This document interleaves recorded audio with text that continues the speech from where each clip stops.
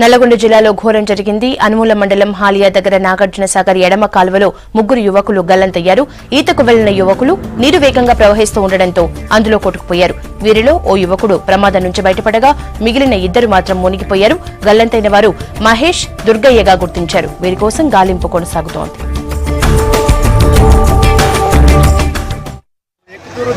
ఈత కొడుతుంది క్యాజువల్గా నేను అనుకున్నగా పోరాలు ఎవరు ఈత కొడుతారు అని చెప్పేసి నేను చూసామని 2 నిమిషాలు బండి ఆపినాక ఒక వ్యక్తి ఉండి అన్న మావాడు పోతున్నావు నన్ను గుంజాలని చెప్పేసి ఒక వ్యక్తి అంటుంటే నేను జోక్ అనుకున్నా. ఏంద్రా ఇంతసేపు 3 సార్లు ఈత కొట్టారు, నన్ను ఎందుకు పిలుస్తున్నా, మీరు జోక్ చేస్తున్నారు అంటే లేదన్నా సీరియస్ అని చెప్పేసరికి ఆ వ్యక్తిని గుంజామని మేము ముగ్గురు దగ్గరకు వచ్చినాక ఈత కొడుతున్నాని ఇంకోటి వచ్చిండు.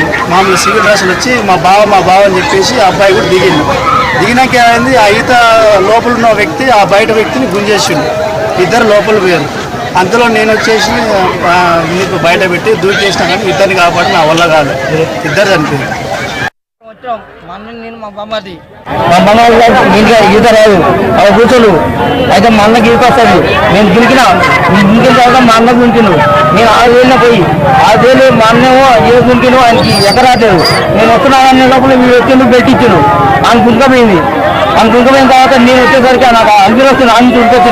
అంజూరు వస్తుందంటే చీరే అమ్మ అన్న చీరయ్యాను అన్నది. ఇక అర్థం లోపలికి వేరు.